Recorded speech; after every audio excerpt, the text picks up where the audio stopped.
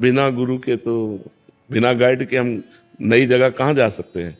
जैसे हमको यहाँ निधिवन जाना है, रंगनाथ जी जाना है, राधा रमण जाना है, अब हमें पता नहीं तो हमें गाइड करना पड़ेगा।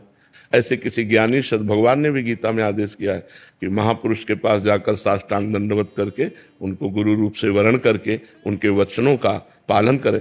ऐसे सुनना और गुरु रूप से वर्ण कर लेने में अंतर होता है। जब हमारे गुरुदेव बोलते हैं तो बिना विचार किए हम उनकी आज्ञा का पालन करते हैं।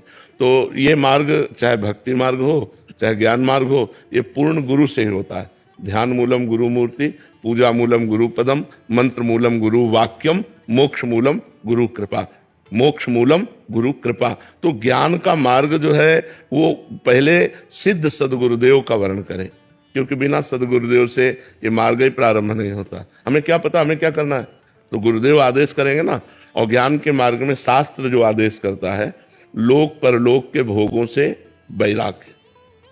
बड़ा कठिन है। आप देखो, ज्ञान की बातें कर लेना अलग है, लेकिन जो ज्ञान के सूत्र है उनमें सद असद का विवेक, लोक परलोक के भोगों से वैराग्य, शम इंद्रियों का निग्रह, दम मन का निग्रह, मनोनिग्रह, तितिक्षा घोर सहनशील, सर्दी गर्मी मान अपमान दुख सुख सबको, श्रद्धा शास्त्र और गुरु के वाक्यों पर यथार्थ बुद्धि, समाधान चित्त का परमात्मा में स्थित हो जाना, और मुमुक्षुता मैं मुक्त होना चाहता हूँ। ये साधन चतुष्टय के बिना ज्ञान मार्ग में चला नहीं जा सकता।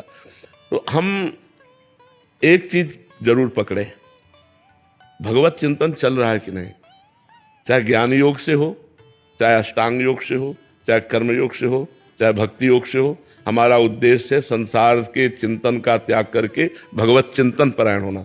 जिसे हम भगवान कहते हैं, ज्ञानी जन उसे ब्रह्म कहते हैं, योगी जन उसे परमात्मा कहते हैं, भक्त जन उसे भगवान कहते हैं, प्रेमी जन उसे अपने लाल कह के, लाडले कह के, प्यारे कह के, दुलार, जैसे राधा वल्लभ लाल, बाके बिहारी लाल, लाडली लाल, प्रिया प्रीतम, वही है। तत्व तो एक ही है, अलग अलग जगह से उनको पुकारा गया है।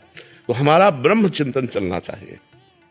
शरीर का चिंतन, इंद्रियों के भोगों का चिंतन, शरीर संबंधियों का चिंतन, दुख सुख का चिंतन, भूत का चिंतन, भविष्य का चिंतन, इन सबको मिटिया मेट कर दे भगवत चिंतन के प्रभाव से, तब उसे शुद्ध ज्ञान प्राप्त होगा।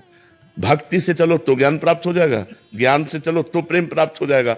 आत्मरति से बात बनती है, केवल आत्मज्ञान से नहीं। आत्मज्ञानी तो बहुत मिल सकते हैं, लेकिन आत्म प्रेमी, आत्मरति, रति माने प्रेम, आत्मरति बहुत मुश्किल है। कि देह रति छूट जाए, ज्ञान है लेकिन भोगों में भी रति नहीं है, तो ज्ञान किस काम का। ज्ञान है, किसको ज्ञान नहीं। हमें लगता है सबको यह ज्ञान होगा कि शरीर हम नहीं है, शरीर छूट जाएगा, शरीर नाशवान है, सबको ज्ञान होगा, लेकिन सब शरीर से रति किए हुए है। तो ज्ञान तो है लेकिन उसका प्रयोग नहीं है, क्योंकि भजन नहीं है। बिना भजन के ज्ञान अज्ञान ही है।